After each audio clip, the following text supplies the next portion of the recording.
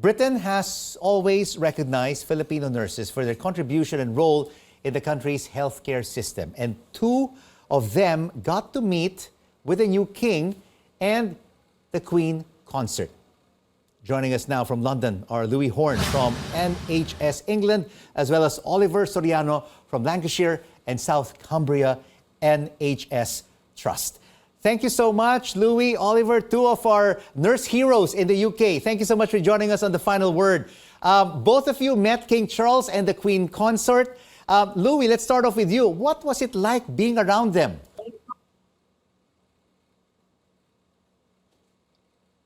Oh my God, Rico, it's once in a lifetime. Amazing.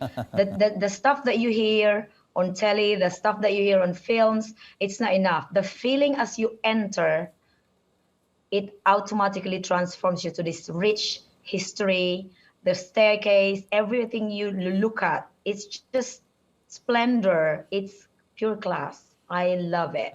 What an experience to be inside Buckingham Palace as well for you, Oliver. Well, it is. And I think it's also kind of like humbling that like you are given the opportunity to be with other colleagues who has been leading, supporting, and providing, you know, like that guidance to our community.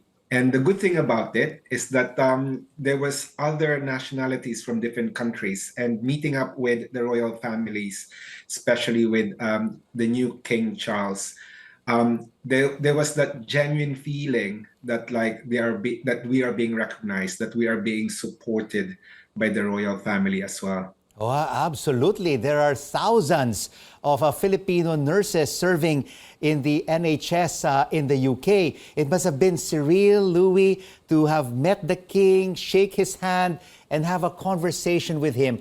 What did King Charles tell you? What did he share with you? So the longest I spoke to was, because there's about 6 of them there. So the longest I spoke to was Queen Consort Camilla. She really stopped. But with King Charles, I immediately said, I'm a nurse, I'm from NHS. And they pause. When you're a nurse and you're a Filipino, because of everything that we've done during COVID, he paused and said, oh, wow. And I said, yes, I'm a matron. I've been in the NHS, and I just continued talking. I've been in the NHS for 22 years. I'm very, very fortunate. Thank you very much for hosting us and, you know, celebrating the achievement of international nurses, especially the Filipinos. And he is just so gentle. You can feel it. He's a very gentle soul. His hand is so malambot. Hinawakan ko talaga yung kamay. Hindi ko ni-let go while I'm talking. And then that's the trick for them to stop. Kasi kung hindi, tuloy-tuloy lang silang maglalakad. Yes. So I did that. And the other Chinese near me is like, oh, that was a good trick. Kasi sa akin siya, matagal din siya sa akin. And what about, it was great. And what about you, Oliver? Did you also have a firm grip on the hand of King Charles? And what did he share with you? I did, and I think the same as what like Louis just said, because like what we did is we strategize our position so that like we're able to actually meet as many of the royal families during that time. My time with King Charles was focused on my specialist area in mental health. So when I informed King Charles about what I do and where I came from, which is now in South Cumbria, which is in the Lake District, I kind of like focus on saying what is the advocacy of the Philippine Nurses Association UK in helping our kababayans with regards to mental health crisis. And the one thing that he actually said to us at that time, specifically to me, was like the challenge of like, what are the challenges of the younger generation with regards to mental health? And it was, in a way, that conversation was very genuinely empathic of like, what should we do as a community? What should we do as a whole nation?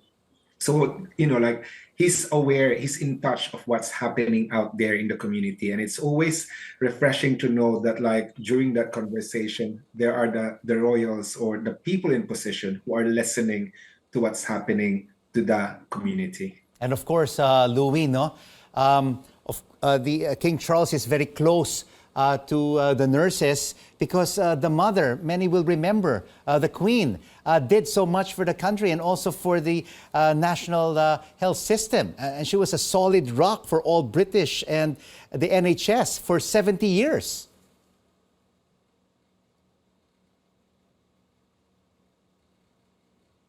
Louie. Yes, Rico. Majority of the people there. So it's the East. And can you hear me? Yes, I can hear you. Yeah. So majority of the people there. Lots of nurses as well, Rico. It's not just us. Marami din akong na-meet from Philippine Nurses Association, which is the association that I belong to. So there are other nationalities there, and every time we mention the contribution of the Filipino nurses during the pandemic, talagang they really take care and really value you. And Rico, this is the very first time that we are being celebrated in the Buckingham Palace. Because before there were a few incidents sa garden, but never inside.